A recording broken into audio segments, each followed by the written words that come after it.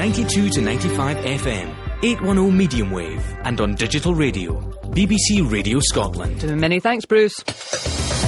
Good morning, I'm Kaye Adams with you until noon today. Coming up on the show, I'm going to speak to a man who experienced his parents splitting up, which I guess is a relatively common experience these days.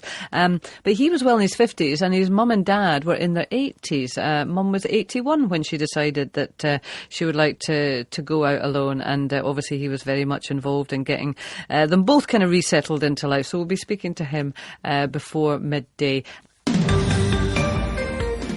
40% of marriages in the UK end in divorce. It's a fairly familiar statistic, unfortunately, but you would tend to think that once they hit the kind of golden anniversary stage that they're pretty solid.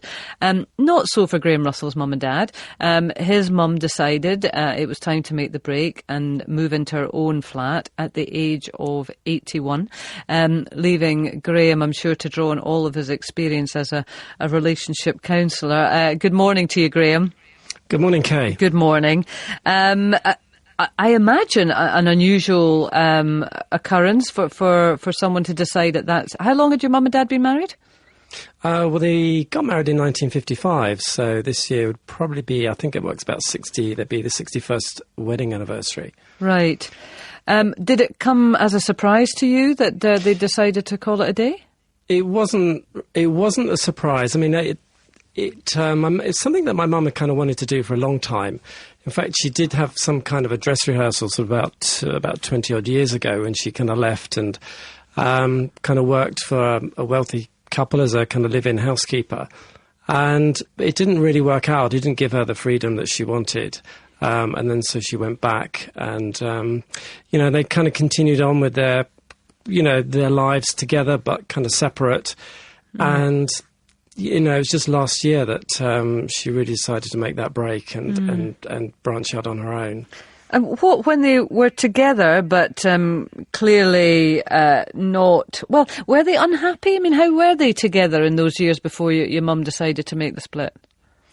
Well, it's interesting, kind of growing up, that's all you kind of know. Your parents are your parents. But, as the years kind of went on, I think their lives... They seemed to do their own thing in their own lives. They had kind of different interests. And it wasn't like there was one definitive thing or one thing that happened that kind of made them, or really my mum wanting to leave my dad. I don't think there was any one thing. It was just very gradual. They just very gradually just started sort of drifting apart. And so it wasn't that there were great rows or, any sort of dreadful atmosphere within the house? No. And I think that's, I mean, in some ways you kind of might think that's unusual, but the people just sort of splitting apart, often there is kind of some kind of dramatic event that kind of causes that split. But, I didn't see that with them. It just seemed a very gradual process. I mean, sorry, you carry on. Yeah, I was just thinking, I don't actually think that's unusual either. I think a lot of couples do gradually drift away and they just kind of lose that connection, that kind of the reason what brought them together in the first place. No, I was just thinking, I mean, in your professional expertise is in, relationship coaching, leadership coaching, etc. And yet also a son, clearly. Did you have a different response to this as, the son, as opposed to, a relationship counsellor? I think it was kind of a mixture of both, in terms of how I reacted and how I responded. Clearly it wasn't a question that they both wanted to get together and kind of work this out, which is, kind of what a lot of couples, might do or want to do. I just think it had just gone too far down the line. So in a sense, really what they wanted was their own lives. They weren't happy together. And, in terms of professionally, I just want, couples to be happy, and also as a son, I want them to be happy as well. So it was that kind of mixture of both my kind of professional work and being a son as well. It's just, wanting them to be happy and wanting them to have the best life that they can, while they're here. I mean, obviously, you're in your 50s, so kind of set up in your own life. Did it have an impact on you to think, oh, my mum and dad have split up? There was when it wasn't a surprise when it happened, because it's something that my mum had sort of been planning for a long time, but it was just that courage. But I think once she had moved and she was in her own flat, I did kind of have that realisation, my God, you know, they're both separate now, they're both living separate lives. And in some sense, that was kind of a relief that they both kind of got what they wanted, or certainly my mum had really kind of got what she wanted. And there was a sense of relief there. And then I kind of really had to sort of think about my role as a son and, you know, what birthday is going to be like, or what Christmas is going to be like, you know, with three of us in three different places. Mm. And has it been the right decision for them all? From what you say, it sounds as if it was your mother who has taken the lead in this.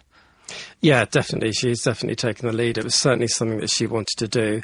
And yes, it was definitely the right decision because they're, you know, my mum's certainly much, much happier now. She has her own kind of space, her own freedom. She does her own things, the classes that she goes to and things that she volunteers on. So it gives her that kind of that freedom. And what about your dad? Well, my dad, it's a kind of a shame, but he just kind of plods on with his life and just seems to take it, you know, as it comes. You know, he hasn't really sort of reacted. I remember talking to him like years ago when my mum first left, you know, and he said, you know, it was a shame that's how the marriage had gone, and that was kind of it, really. You know, he just seems to take each day as it comes and just plods on with his life. Yeah, so kind of a long relationship that kind of went out with a whimper, really. Yeah, very gradually just sort of drifting away and just back into their own worlds. It does make you wonder, doesn't it? You know, how many other relationships, such long-standing relationships, have kind of fallen into the same state, really, because I mean nowadays people don't stick together, you know, people just are too flighty and they move on, and we always kind of hark back to, you know, 60-year relationships and you know, longer, but we rarely question if they're always successful relationships. Yeah, and I was just thinking, as before this programme, I was just thinking about, you know, other friends of mine at the same age, you know, and their parents, you know, are still together. You just don't hear of couples sort of splitting up at that age. But it happens, and in a sense, it feels inspirational. You know, my mum actually making that leap feels inspirational because, you know, if you've been together for 50 or 60 years, that doesn't mean to say you've actually got to stay together forever till death us do part, which is, you know, obviously the vow that you kind of make when you get married. But there's no point, you know, if your relationship isn't working and you don't want to get back together, then it's time to move on. Yeah. Even at 81. Well, Graham, thank you very much. You know, it's an intriguing story. Thank you very much for joining us this morning, talking about long relationships. 92 to 95 FM, BBC Radio Scotland.